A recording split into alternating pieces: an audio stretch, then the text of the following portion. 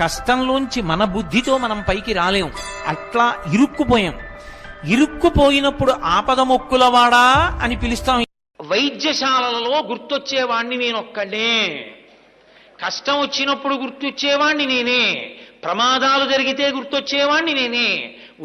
ఆపదలతో ఏమైనా అంటే లోకం మాట నేర్చుకుంది, ఆపద మొక్కులవాడా, రాధరక్షక, ఏడుకొండలవాడా, గోవిందా గోవిందా అంటుంటే మీ కర్మ అని నేను అనలేను. అది నా బలహీనం.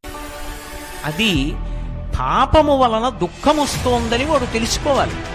తెలుసుకుని పిలిచావు పరమేశ్వరుణ్ణి. ఆయన ఏం చేస్తాడు? నేను ఆదుకోకపోతే ఎవరు ఆదుకుంటారు లక్ష్మి? అందుకని ఉంటాను ఈ కలియుగం. ఎవడు ఎక్కడ ఎంత మౌనంగా లోపల లోపల పిలిచినా నాకు వినపడుతుంది. నేను వింటాను, వాణ్ణి ఉద్ధరిస్తాను ఆపదలోంచి. కష్టంలోంచి మన బుద్ధితో మనం పైకి రాలేం. అట్లా ఇరుక్కుపోయాం. ఇరుక్కుపోయినప్పుడు ఆపద మొక్కులవాడా అని పిలుస్తాం. వైద్యశాలలో గుర్తొచ్చేవాణ్ణి నేనొక్కడే, కష్టం వచ్చినప్పుడు గుర్తొచ్చేవాణ్ణి నేనే, ప్రమాదాలు జరిగితే గుర్తొచ్చేవాణ్ణి నేనే.